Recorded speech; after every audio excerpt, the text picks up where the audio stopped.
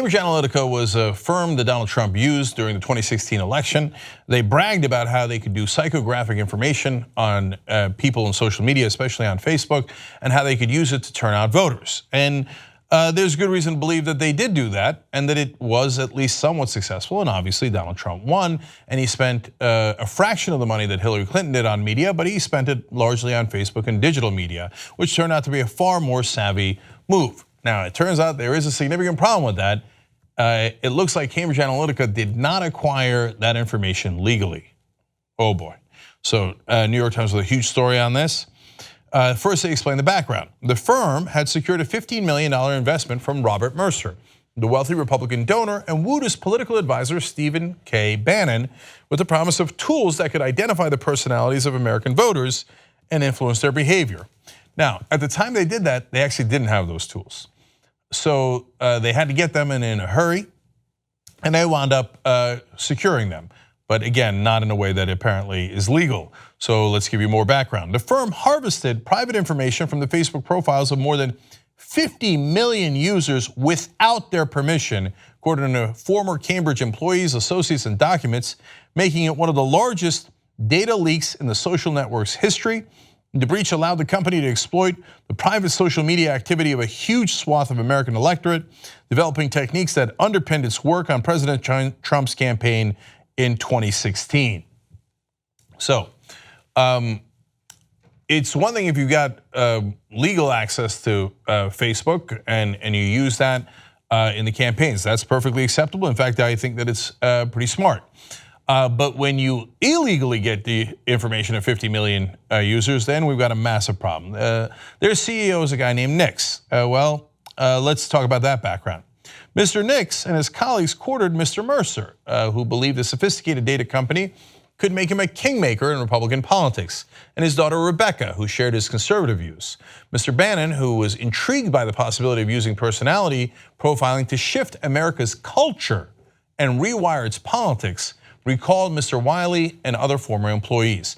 Now, Wiley is the guy who is now giving information about this. He left in early 2015, but he said they were already talking to people like Corey Lewandowski and about running a campaign for the Trump team even before he announced this candidacy, and they were looking to shift the culture through this propaganda campaign as early as that. And he was one of the founders, Wiley was.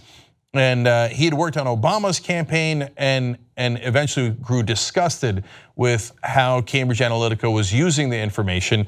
And later, of course, they acquired it in illegal ways. That's a different problem and a huge problem for them presently. I want to show you Robert and Rebecca Mercer. They are the ones that gave $13 million to Ted Cruz's campaign. Initially, this information was supposed to help Ted Cruz, but it turned out nothing could help Ted Cruz. And then they switched over and gave a tremendous amount of money to Donald Trump. Later, when Breitbart got in trouble for asking neo-Nazis what the alt-right agenda should be and then publishing it, Robert Mercer pretended to step away from Breitbart and Steve Bannon, and he said, no, my hands are clean now. Who did you give your interest to then? I mean, because you had a big interest in Breitbart too. Oh, I gave it to Rebecca Mercer. Well, that's funny. So she now owns that interest in Breitbart. They still own Cambridge Analytica. It's a little bit more complicated because they've set up shell corporations because of another illegality, which I'm going to tell you about in a second. And let me show you another picture. This is Trump's inauguration. There's that same Rebecca Mercer with Steve Bannon and Kellyanne Conway. And it was the Mercers who introduced Bannon and Conway to Donald Trump. So they are the guys behind the curtain. Okay, Christopher Wiley explains, for the guys running Cambridge Analytica and their conservative colleagues, he said rules don't matter for them. For them, this is a war and it's all fair. Now you're gonna see some shocking video of those owners of Cambridge Analytica now, and the CEO I should say, that Channel 4 in the UK has uncovered. In just a little bit, I'm going to show that to you, and you'll see that, boy, does he mean it when he says all is fair when they are going to do their dirty tricks. Wiley also says they want to fight a culture war in America. Cambridge Analytica was supposed to be the arsenal of weapons to fight that cultural war, and it is clear from Bannon's intentions that that is exactly what they were trying to do and what they have done in a lot of ways. So New York Times explains interviews with half a dozen former employees and contractors and a review of the firm's emails and documents have revealed that Cambridge not only relied on private Facebook data, but still possesses most or all of the trove. They say, oh, no, we got rid of that a long time ago. Not remotely true according to the insiders and the documents that were obtained.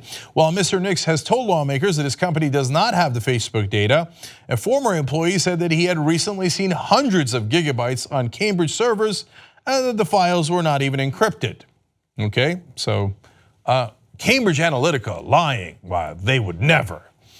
Cambridge paid to acquire the personal information through an outside researcher who Facebook says claimed to be collecting it for academic purposes. But of course it was not for academic purposes, and they wound up accessing the private information of 50 million users. Facebook Vice President Paul Grewal put out a statement after New York Times continually asked about this issue. He said that they have concluded this was a scam and a fraud. So it is true Cambridge Analytica did run a scam on Facebook. He added that the company was suspending Cambridge Analytica, Mr. Wiley, even though he's now giving information about Cambridge Analytica, and the researcher Alexander Kogan, a Russian-American academic from Facebook. He's the one that originally designed the app that gave them access to this information they shouldn't have. Alexander Nix, the chief executive of Cambridge Analytica, and other officials had repeatedly denied obtaining or using Facebook data, most recently during a parliamentary hearing just last month. But in a statement to the Times, the company acknowledged that it had acquired the data, though it blamed Mr. Kogan for violating Facebook's rules and said it had deleted the information as soon as it learned of the problem 2 years ago. But as I just explained to you, according to insiders at the company and the documents that they have, that is not the case. They did not delete the information. That is now added on top of all the other lies that Cambridge Analytica has been caught in. So now back to the issue of other illegal actions taken. In the United States, Mr. Mercer's daughter, Rebecca, a board member, Mr. Bannon and Mr. Nix received warnings from their lawyer that it was illegal to employ foreigners in political campaigns, according to company documents and former employees. And apparently those warnings were not heeded. They used Alexander Nix, who is British, on these campaigns. Later they would claim, oh no, even though he's been bragging all across media for over a year now about how they won Trump's election, oh, he had nothing to do with the campaign. And there are other employees from the UK, from the European Union, from Canada. They claim, no, it was our American employees exclusively that worked on those and not those. Look, I'm less concerned about that illegality, but it is an illegality, and so it is one that they're gonna have to grapple with. I'm much more concerned about invading our privacy and using that information illegally, but both are matters that are important. And I want to be clear, the guy who designed the app was a Russian American, that he is not at issue here. It is the citizens of other countries that are at issue for that particular violation. So now let me go to the Channel 4 exclusive on this because it is a whopper. So this comes from the UK, and they have CEO Alexander Nix, that we've been telling you about, explaining to Undercover reporter all the dirty tricks they do in other campaigns across the world. Watch. Have a wealthy developer come in, somebody posing as a wealthy developer. I'm a master of disguise. Yes, they will offer a large amount of money to the candidate to finance his campaign in exchange for land, for instance. We'll have the whole thing recorded on cameras, blank out the face of our guy, and we're going to post it on the internet. So it'll on the Facebook or YouTube or something like this, it can be. We'll send some girls around to the candidate's house. We have lots of history of things. For example, you're saying when you're using the girls to introduce to the local fellow, and you're using the girls for this, like the seduction, they're not local girls, not Sri Lankan girls. I wouldn't have thought so. They would bring some. I mean, that was just an idea. I was saying, we could bring some Ukrainians in on holiday with us. You know? Right. You know what I'm saying? Yes. They are very beautiful Ukrainian girls. They are very beautiful. Yes. I find that works very well. Find that works very well. So not only are they talking about bribes, blackmail, extortion, but they also talk about bringing in Ukrainian prostitutes to get their political wishes. But these guys, I'm sure they wouldn't do anything that wasn't above board, right? Well, I'm gonna go back to Wiley here because he appeared on the Today Show and he said, Wiley went on to explain how Cambridge Analytica used an idea called informational dominance to bombard users, quote, with a web of disinformation. He also said, this is a company that really took fake news to the next level by pairing it with algorithms. And so that leads to the final clip from Channel 4 here in their multi-part investigation of Cambridge Analytica. Let's watch. It has to happen without anyone thinking that's propaganda. Because the moment you think that's propaganda, the next question is, who's put that out?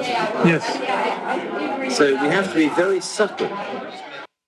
So he says we have to do the propaganda, but we have to be subtle about it so they don't realize it's propaganda and they don't realize where it came from. Well, the people who put the money up, it's $15 million from the Mercers. That's where it came from. The guy who helped to hire this firm, Steve Bannon, that's where it came from. Cambridge Analytica, that's where it came from.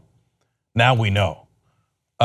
So final quote from Cambridge Analytica here in denying the undeniable, those tapes. They say, we entirely refute any allegation that Cambridge Analytica or any of its affiliates use entrapment, bribes, or so-called honey traps for any purpose whatsoever.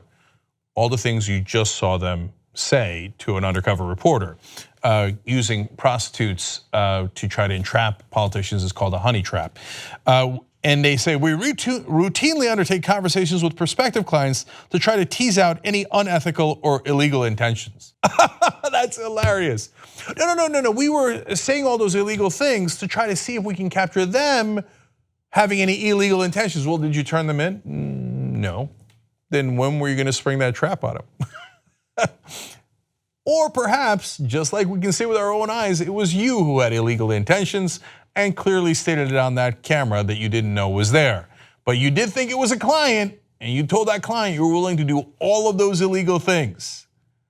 That's who Trump's team was. If you like this video, bless your heart. We got a lot more where that came from. We do a full show every day, Monday through Friday.